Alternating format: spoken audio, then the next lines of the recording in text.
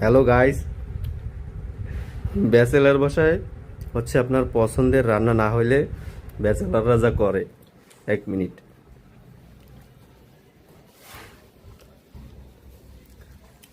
রুবেল ভাই, করেন কি ভাই? ককটেল বানাইতেছি।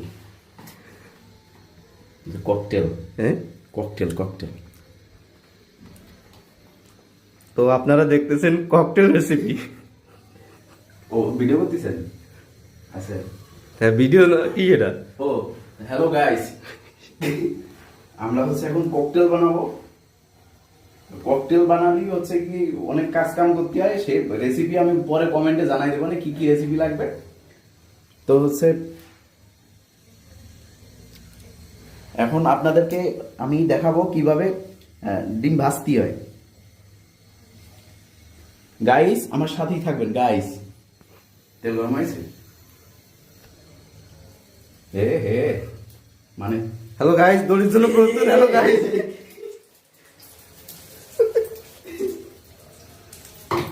আমি এই না না পানি লাগানো যাবে না, তাই দৌড় লাগবে না আবার। হ্যাঁ জল দিছে। দেখছেন জিনিসটা কেমন মাখো মাখো হয়ে গেছে না? রাজুদের পকেট পরোটার মতো হয়েছে না? ওহো, আমি কি বড় বড় করা লাগবে, নাহলে রাজুদের 30 টাকার পকেট পরোটা হবে না। করে থাকি দাও।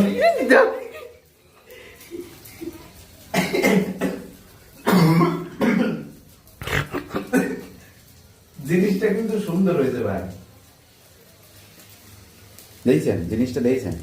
ওফ ওফ ওফ, মাখো মাখো মাখো মাখো। তো এটা হ্যালো গাইস, এটা হচ্ছে তার প্রথম ব্লগ। বলক বলক, হ্যাঁ বলো বলো। বলক বলক, আমার ভুল হয়েছে, ক্ষমা করে দেন। বলক। এই রেসিপি তো বলা হয়নি না। রেসিপি হচ্ছে মাঝারি টাইপের একটা পেস্ট লাগবে, তারপর হচ্ছে 3টে কাঁচামরিচ লাগবে। বড় হলেই ভালো হয়। যদি ঝাল বেশি পছন্দ করেন তাহলে বড় মরিচ নিলেই হবে, আর যদি ঝাল কম পছন্দ করেন